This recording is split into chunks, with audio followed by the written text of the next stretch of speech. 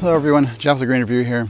A weed is a plant growing where it is not wanted. A rose in a cornfield and a corn plant in a rose garden could both be considered weeds. Some plants are weeds no matter what, such as poison ivy. Other plants may have a beneficial use in some landscapes and not in others, such as dandelions. Dandelions were brought to America as an early spring green that could be eaten fresh or added to stew pots. Pioneers brought them with them as they moved across the country. After a long, dreary winter, dandelion flowers and leaves were a welcome sight. Some plants are very slow to spread, but others spread by running or seeds very quickly. A plant in one landscape may be slow to spread, while the same plant in another landscape may spread like wildfire.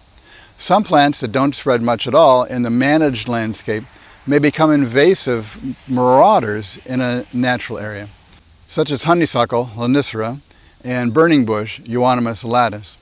The most common weeds are found everywhere man has tried to civilize the landscape through farming or landscaping. They're mostly annuals that grow quickly in bare soil rather than garden plants escaping into the wild. Weeds are the bane of every landscape. It has been said that nature abhors a vacuum, and it seems especially true in the case of any small little space of open soil, in the lawn or garden. If there is soil, water, and sunlight, something is going to grow, even if the soil is just some dust in a sidewalk crack.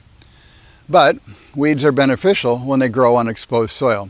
They block the ultraviolet rays from the sun from sterilizing the soil. They also prevent soil erosion. Insects feed on their leaves, and small mammals and birds feed on their seeds. They continue feeding the microorganisms, keeping the soil alive and not barren. Most natural plantings in nature are a mix of plants like these. Very rarely does only one kind of plant cover a very large area of real estate, unless it's an invasive weed. When we create a lawn from a single species of grass, or cropland from one kind of plant, we're going against the natural order of a mixture of plants.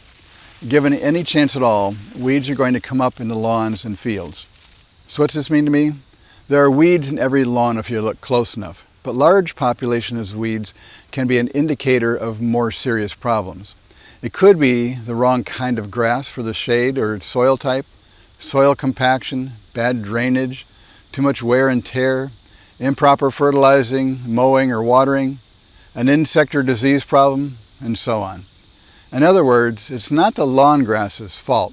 It's the care given to it that creates a good environment for weeds. Weeds come in 4 common life cycles. They can be annual or perennial grasses, monocots, and they can be annual or perennial non-grasses, broadleaf weeds, or dicots.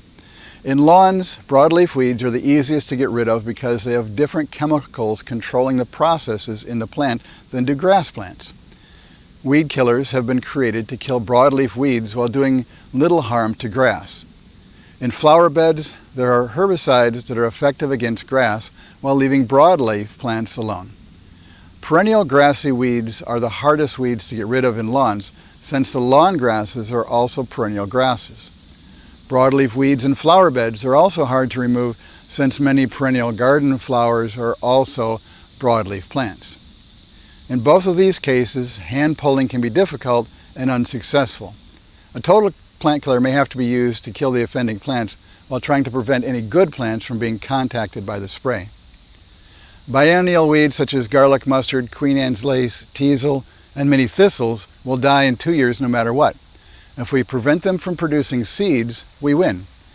We can use a pre-emergent to stop the seedling stage, and we have a whole year to attack the existing plant with pulling, hose, and herbicides. Annual weeds in lawns and flower beds must come back each year from seeds. Stopping the seed from sprouting will eliminate the weed for the whole season. If the plant is already growing, then stopping it from producing seeds will help prevent weeds in the future years. Pre-emergent herbicides are available for lawns, flower beds, and vegetable gardens for the prevention of annual weeds. Summer annuals sprout in the spring, flower in the summer, and die in the fall. Winter annuals sprout in the fall, lie dormant for the winter, flower in the spring, and die in the heat of summer. Some perennials, like dandelions, act like winter annuals for the first 9 months of life. They sprout from seeds in the fall, not spring. Then the small plant goes dormant over the winter. The following spring, they grow rapidly and begin flowering. From then on, they're a perennial. The application of any pre-emergent herbicide should be just before the offending weed seeds are due to sprout.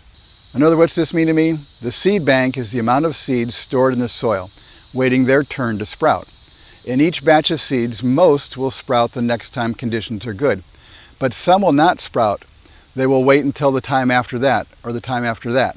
In fact, some seeds may wait many years before germinating. Each year, germinating seeds are withdrawals from the seed bank. The seed bank is being depleted. If you prevent new seeds from being produced and deposited into the seed bank, the bank will slowly become empty. Many weeds like this foxtail grass can produce thousands of seeds from just one plant growing in one growing season. It doesn't take long for these weeds to completely take over and restock the seed bank. Preventing them from producing seeds goes a long way to stopping them. And if the seeds are produced, removing those seeds before they can get into the soil is a huge help. Winter annual chickweed growing in a vinca ground cover bed is hard to remove. Both plants are broadleaf, meaning chemical controls will have a hard time telling them apart. The chickweed produces seeds quickly and prolifically. It is hard to pull by hand because it's fragile and breaks apart. A pre-emergent herbicide applied in the fall can stop chickweed at the seed germination stage, making maintenance of this bed a lot easier. Can you see the clump of nimblewill perennial grass? It's often hard to tell the good grass plants from the bad ones in a lawn until the bad ones take over large areas. Every time the lawn is mowed, be on the lookout for weeds. The earlier you can find the weeds, the sooner you can put in controls that will take care of them.